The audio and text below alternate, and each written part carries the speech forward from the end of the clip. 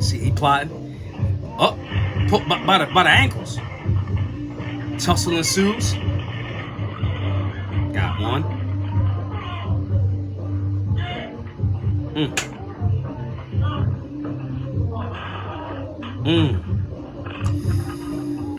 That there Solutionaries was obviously a shooting. Young man tries to rob another young man. They try to jump on him.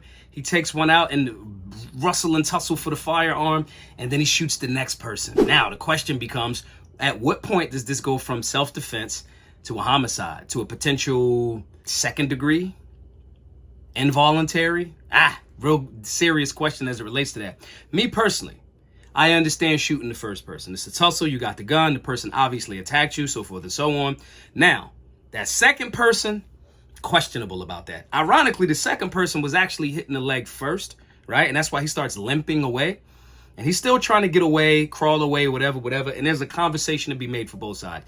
If I'm that person's attorney defending him, I say, well, there was still an imminent threat because he didn't know if the other person had a firearm, whatever. He was still a part of that tussle, so he shot him. Adrenaline was high, so forth and so on. Doesn't matter. What we do know is if you don't train and you allow your testosterone, your high intense levels of whatever's going on, adrenaline and things like that, if you allow that to dictate your actions because you don't train in a force-on-force scenario, or you don't understand what imminent threat is, you could be looking at some serious issues. So that's why we have Understanding Imminent Threat. It's a class that you can take to understand what's going on. It's very interactive. What is the threat? What is not a threat? Can we avoid the threat? Can we disengage from the threat? Can we de-escalate? And if we do have to engage, what do we do to stay alive? Go over to solutionaryuniversity.org, sign up for the most recent Understanding Imminent Threat class. Your lack of information and lack of training isn't an excuse for you to potentially leave your family because you didn't know what to do if possibly faced in these scenarios. But I don't know.